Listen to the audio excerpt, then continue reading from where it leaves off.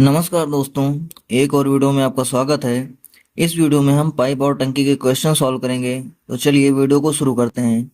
पहला क्वेश्चन हमारे पास लिखा हुआ है, पाइप ए एक टैंक को 80 मिनट में भर सकता है और पाइप बी उसे 40 मिनट में भर सकता है। यदि ए और बी यहाँ पर होना चाहिए, यदि ए और बी दोनों को एक साथ खोला जाए तो टंकी को भरने में कितना समय लगेगा, हमें टाइम बताना है। तो पहले क्वेश्चन लिखा हुआ है कि टैंक ए 80 मिनट में खाली कर देगा। तो देखिए हम इसे कैसे लिखेंगे। ए 80 मिनट में खाली कर देगा, भर सकता है, और बी उसे 40 मिनट में भर सकता है। बी 40 मिनट में भर सकता है। अब हमें क्या करना है कि हम इन दोनों का एलसीएम ले लेंगे। इन दोनों का हम एलसीएम ले लेंगे तो वो हमारे पास कितना आ जाएगा, 80 आ जाएगा। ये हो जाएगी टंकी की टोटल कैपेसिटी। ये टंकी में कितना जो है भरने में, जो भी चीज भरा जाए, जैसे पानी अगर भरना है तो कितना आ जाएगा। अब हम क्या करेंगे, इसको डिवाइड कर देंगे। अगर हम इसको 80 से डिवाइड करते हैं तो ये यहाँ पर 1 आएगा, और 40 से डिवाइड करते हैं तो यहाँ पर 2 आएगा। ये दोनों ए और बी की कार्य क्षमता हो गई। मतलब ए एक हिस्सा 1 घंटे में कर 1 मिनट में कर पाएगा, और बी 1 मिनट में 2 हिस्सा भर पाएगा।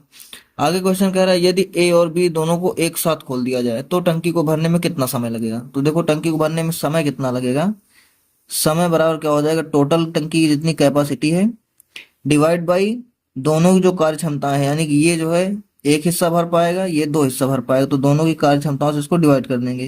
कितना आ जाएगा हमारे पास, 80/3। इसको हम डिवाइड करेंगे तो 3 दूनी 6, 2 बचेगा 20, 3 छंग 18, फिर उसके बाद में 2 बचेगा और ये 3। इतना मिनट जो है हमारा आंसर होगा, क्योंकि क्वेश्चन में मिनट दिया हुआ था। तो ऑप्शन बी हमारा राइट आंसर होगा। दूसरा क्वेश्चन देखते हैं। लिखा हुआ है, एक टैंक ए और बी दो इनलेट हैं। एक टैंक में ए और बी दो इनलेट हैं जो क्रमशः 15 घंटे और 20 घंटे में से भर सकते हैं। तो देखो ए 15 घंटे में भर सकता है और बी जो है वो इसे 20 घंटे में भर सकता है। एक आउटलेट सी है जो इसे 12 घंटे में खाली कर सकता है। तो आउटलेट सी है जो 12 घंटे में खाली कर सकता है। खाली के लिए हम माइनस लगा देंगे। यदि टैंक खाली हो और तीनों को एक साथ खोल दिया जाए तो टैंक को भरने में कितना समय लगेगा। सबसे पहले क्या करेंगे, हम इन तीनों का एलसीएम ले लेंगे। इससे हमें टंकी की कैपेसिटी मिल जाएगी। तीनों का एलसीएम कितना हो जाएगा, 60 हो जाएगा। अब इसको अगर हम 15 से डिवाइड करेंगे तो कितना आ जाएगा, 15 चौको 60, ये ए की कार्य क्षमता है। 20 तिया 60 बी की कार्य क्षमता है, और 12 पंचे 60 सी की कार्य क्षमता है। लेकिन यहाँ पर माइनस आया क्योंकि ये खाली कर रहा है।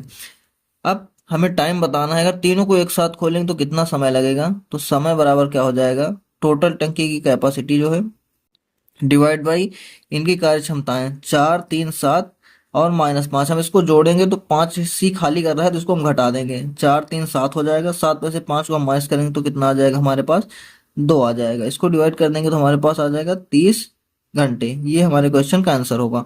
ऑप्शन ए हमारा राइट आंसर है। तीसरा क्वेश्चन देखते हैं। लिखा हुआ है, एक ट्यूब किसी टैंक को 15 घंटे में भर सकती है। यानी कि एक ट्यूब कोई है ए, हम मान लेते हैं, जो टैंक को 15 घंटे में भर सकती है। तली में रिसाव होने के कारण यह 20 घंटे में भरती है। यानी कि रिसाव को अगर हम बी मान लेते हैं तो ए और बी दोनों मिलकर इसे कितनी देर में भरते हैं, 20 घंटे में। क्यों, क्योंकि बी जो है ये इसको खाली भी कर रहा है, रिसाव की वजह से टंकी खाली हो रही है। आगे क्वेश्चन है कि यदि टैंक पूरा भरा हुआ है तो रिसाव की वजह से कितने समय में खाली हो जाएगा। पहले तो हम इन दोनों का एलसीएम निकालेंगे, इससे हमें टंकी की कैपेसिटी मिल जाएगी। तो 15 और 20 से कितना होता है, 60 होता है। अब इसको हम अगर डिवाइड कर देंगे तो हमें इनकी कार्य क्षमताएं मिल जाएगी। 15 से डिवाइड करेंगे तो 15 चौको 60 हो जाएगा, और 20 से डिवाइड करेंगे तो 20 तिया 60 हो जाएगा।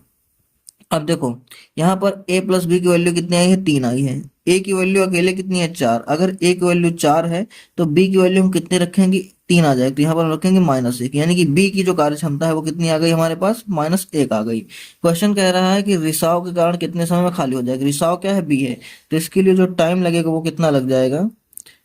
टोटल हमारे पास कैपेसिटी कितनी है, 60 है टंकी की, और रिसाव कितना हो रहा है, 1 का हो रहा है। 1 यूनिट है इसकी, तो कितने टाइम में खाली हो जाएगा, 60 घंटे में, क्योंकि यहाँ पर घंटे में दिया हुआ है। तो यही हमारे क्वेश्चन का आंसर हो जाएगा।